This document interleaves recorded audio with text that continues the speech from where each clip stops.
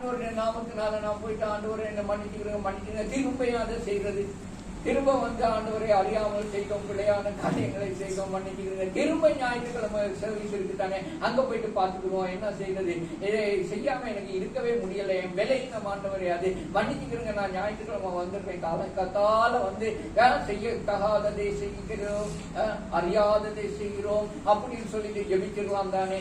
ஆண்டவருடைய ஊழியக்காரங்க எனக்கு ஆசீர்வாதம் கொடுப்பாங்க. இதெல்லாம் என்ன சொல்லுவோம், சடங்காச்சாரம். ஏதோ ஞாயிற்றுக்கிழமை தொடர்ந்து செய்து வர்றதுனால தேவன் என்னை மன்னிப்பார் என்கிறதான காரியம் அல்ல. ஆண்டவருடைய மனுஷன் என்ன சொன்னான் தெரியுமா?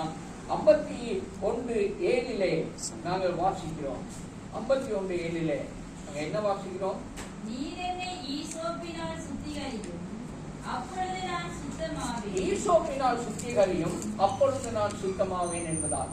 ஈசோப்பினால் சுத்திகரிக்கிறதான காரியத்தை யாத்திராகமம் 12வது அதிகாரத்துல நாங்கள் வாசிக்கிறோம்.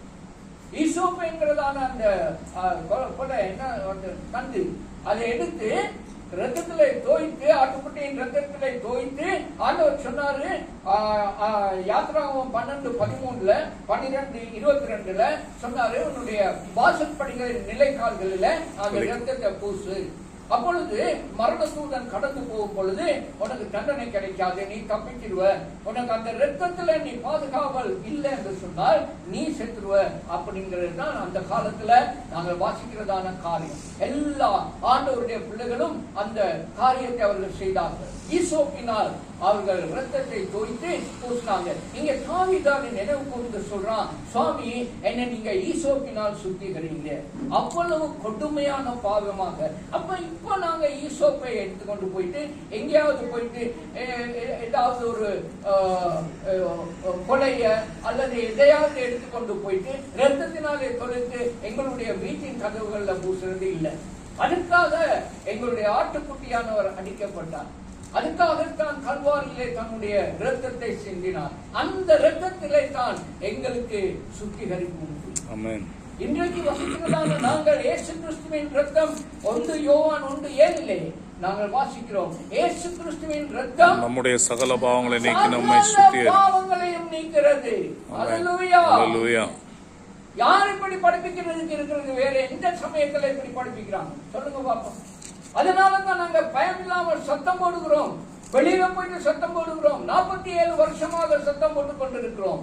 இயேசு கிறிஸ்துவின் இரத்தம் தான் உன்னுடைய பாவங்களை மன்னிக்குமே ஒழிய உன்னுடைய ஒரு செய்கையினாலும் உன்னுடைய பாவம் மன்னிக்கப்படாது என்பதாக வெளியே போய் பப்ளிக்காக நான் சொல்லியிருக்கேன் இல்லையா, 3 முறை என்னையும் மனைவியும் கொலை செய்கிறதுக்கு வந்தாங்க.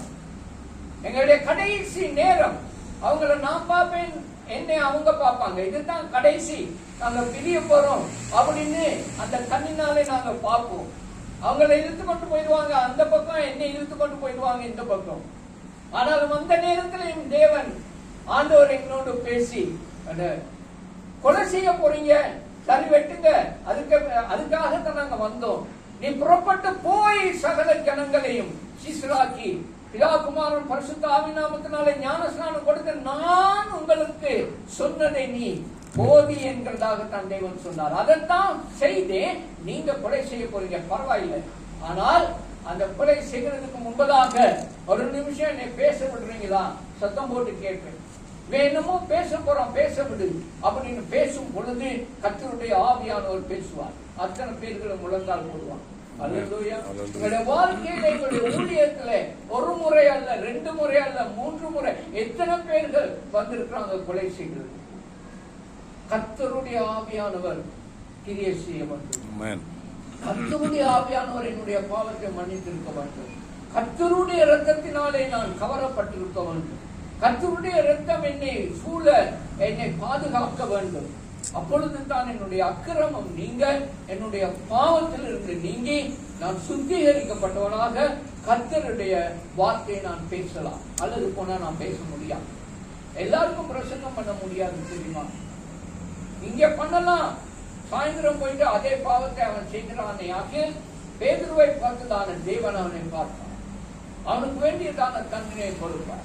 அதுதான் சொல்லுவான், ஆண்டவரே நான் அப்படி செய்தேன், இப்படி செய்தேன். அங்க பண்ணுனேன் இங்க பண்ணுனேன் ஒன்னே எனக்கு தெரியாது, ஒரு காலம் அறிய மாட்டேன், அப்படிப்பட்டவர்கள் தான் சொல்லுவோம். முதலாவது நாங்கள் திருந்த வேண்டும். அல்லேலூயா. இதை அறிக்கையிட்டு நாங்கள் விசுவாசிக்க வேண்டும். சகல பாவங்களையும் நீக்கி இயேசுவினுடைய இரத்தம் உங்களை சுத்திகரிக்கிறது. ஆகவே நீங்க அந்த இரத்த பாதுகாப்புக்குள்ளே வந்து சேர வேண்டும். எனக்கு இயேசு கிறிஸ்துவின் இரத்தம் மாத்திரம் தான் என்னை சுத்திகரிக்கிறது. உங்களுடைய அறிவு, உங்களுடைய படிப்பு, உங்களுடைய பணம், உங்களுடைய செல்வம் ஒண்ணுமே உங்களை சுத்திகரிக்க முடியாது. இயேசுவின் இடத்துல வாங்க.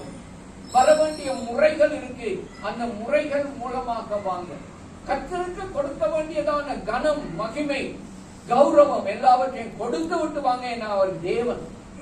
நாங்க இன்னைக்கு இருக்கிறோம், நாளைக்கு செத்து போயிடுவோம். அதுக்கு பிறகு பாடியை எப்ப எடுக்கிறீங்கன்னு தான் கேட்பாங்க.